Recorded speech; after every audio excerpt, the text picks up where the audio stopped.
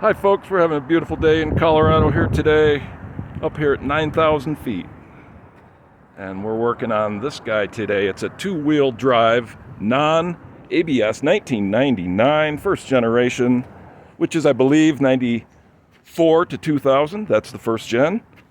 And, well, we're working on that right there. It's not a very hard job. I'll just go over a few things with you on the side here. I believe those are originals. Spark plug wires, I need to change those bad. It looks like a really easy job. I think that's $240 on this car. So, also, I've made a modification to this. I put a little screen over the intake because the mice like to get in there and make a home for themselves. I can't blame them. I mean, it's a Rav4. So, yeah, I changed the radiator fluid out. I just drained it, pulled the plug, put the plug back in, and it used everything but about a cup of that red stuff. And let's see, what else did I want to talk to you about here? It's yeah, and then run the heater on low when you change that stuff, so it'll circulate through those hoses in there. Yeah. All right, we are gonna get to that here in just a second. I'll show you the brakes I took apart. This is pretty straightforward. You might want to take a picture of how this comes together. This little spring is tucked in behind here.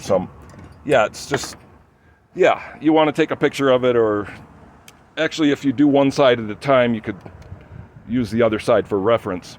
Going into this job, I did this side first, the driver's side.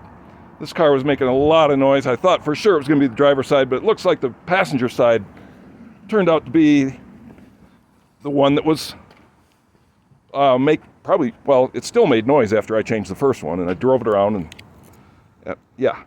So here we are. This is the gist of the job. It's pretty easy. Pop the drum off. Well, you take the wheel off, drum pops right off. I used this basin right here and a garden hose and cleaned out all of the brake dust from in there. It doesn't matter if it gets wet, it really doesn't. And I collected that brake dust right here. And we'll just evaporate that out and chuck that someday. And here's your new wheel bearing. These 4 bolts are on there pretty good. Those 4 bolts. They come off pretty good, easy. I've used this pipe, and it's a 14, not a 12. And you know, just use that for leverage. And it just hold this box on there nice and firm. Make sure you're not slipping, and it goes easy. Those 14s came off. Like I said, I think this has probably not been changed. And it's got 240 on it, and it's a 25-year-old car.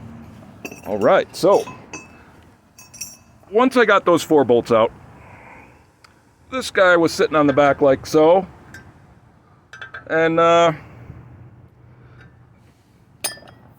took a chisel, ruined a perfectly good chisel, and just chiseled that out of there.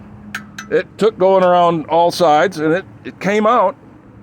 And it was really on there, and it wasn't easy, but it comes off just like that, Wear your safety glasses and maybe some earplugs. So that pops off. That's on the back. And here is the old one. It was, you know, sticking through there like that. That piece goes on there, and then your 4 bolts mount. Where are the threads on that? Oh, I guess the threads are on right here. There's your threads. I gave those guys some oil. Just use my oil can, a little penetrating oil, and yeah. Okay, so that, you know, this chiseled off. The corrosion on there is pretty severe. It wasn't easy, like I said. So that chiseled off, and I did not do the brakes. Probably be wise to, you know, I'm too lazy. I didn't want to bleed the brakes, of course. And so that came, This was about the hardest part of the job, was pounding that out. But the first side I did the other day, I used that. I didn't quite know what I was doing, but I figured it out. It wasn't too bad. Yeah, the first side, I ended up taking this off the back bearing off the back, and it wasn't necessary to take it this far. So you don't need to take it apart like that. And yeah, I just pounded that in. And you can see it's only riding on this little surface right here. It's a little raised right there. It's only about couple millimeters. It's on riding on here. So it does just pound out of there. I just pounded it out. And I managed to support my deal here so it didn't do any brake damage. And yeah, I'll sandpaper some stuff down and give it some paint, keep the rust down, and it's a solid car. Two-wheel drive, non-ABS.